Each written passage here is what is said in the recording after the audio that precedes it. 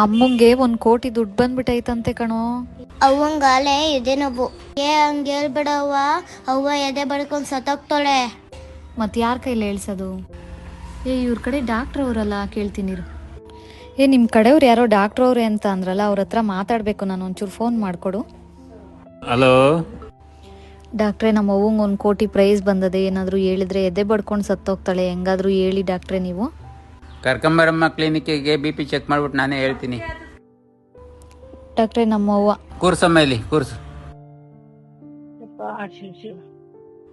ಏನಮ್ಮ, ಏನ್ ಸಮಾಚಾರ? ಹೆಂಗಿದೆ ಜೀವನ?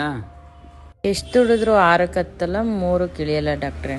ಇರ್ಲಿ ಬನ್ನಿ, ಹಣೆ ಬರ ಚೆನ್ನಾಗಿದೆ, ನಿಮ್ಗೆ ಒಂದಿನ ಲಾಟ್ರಿ ಹೊಡಿತದೆ. ಅಷ್ಟು ವರ್ಷದಿಂದ ತಾಂಡೆ ಡಾಕ್ಟ್ರೆ, ಒಂದಿನಕ್ಕೂ ಹೊಡಿಲಿಲ್ವಲ್ಲ ಡಾಕ್ಟ್ರೆ ಲಾಟ್ರಿ. ಹೊಡೆದ್ರು ಹೊಡಿಬಹುದು. ಈ 25 ಲಕ್ಷ ಲಾಟ್ರಿ ಹೊಡೆದ್ರೆ ಏನ್ ಮಾಡ್ತೀರಾ? 20 ಲಕ್ಷ ಸಾಲ್ವೇ ಐತೆ ಮದ್ವೆ ಮಗಳದು, ತೀರಿಸ್ತೀನಿ ಡಾಕ್ಟ್ರೆ. ಅಕಸ್ಮಾತ್ ಈಗ 50 ಲಕ್ಷ ಲಾಟ್ರಿ ಹೊಡೆದ್ರೆ ಏನ್ ಮಾಡ್ತೀಯಾ?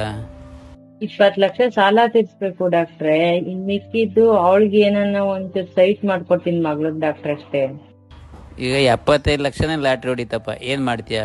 ಸಾಲ ತೀರ್ಸಿ ಮಗಳಿಗೆ ಒಂಚೂರು ಸೈಟ್ ತಕ್ಕೊಟ್ಟು, ಇನ್ನೇನ್ ಮಗಳು ಅಳಿಯನ್ ಮೇಲೆ ಬೀಳಕತ್ತದ, ಸಾಯೋ ಹೊತ್ತಿಗೆ ಒಂಚೂರು ಬ್ಯಾಂಕ್ ಅಲ್ಲಿ ದುಡ್ಡು ಇಟ್ಕೊಂತೀನಿ ಡಾಕ್ಟ್ರೆ. ಈಗ ನೀನ್ ಹಣೆ ಬರ ಚೆನ್ನಾಗಿದ್ರೆ 1 ಕೋಟಿ ಲಾಟ್ರಿ ಹೊಡೆದ್ಬಿಡ್ತಪ್ಪ, ಏನ್ ಮಾಡ್ತೀಯಾ? ಆ ಪರಮಾತ್ಮನ್ ದಯೆಯಿಂದ ಹಂಗೇನ ಆಗ್ಬಿಟ್ರೆ ಡಾಕ್ಟ್ರೆ, 50 ಲಕ್ಷ ನಾನ್ ಮಡಿಕಂತೀನಿ, 50 ಲಕ್ಷ ನಿಮಗ್ ಕೊಟ್ಬಿಡ್ತೀನಿ. ಅಯ್ಯೋ ಏನಪ್ಪ ಬಿದ್ದೆ ಹೋದ್ರು ಡಾಕ್ಟ್ರು ಎದಳ್ರಿ ಡಾಕ್ಟ್ರಿ. ನಿನ್ ಬದುಕ್ಸಕ್ ಹೋಗಿ ನಡೆಯವ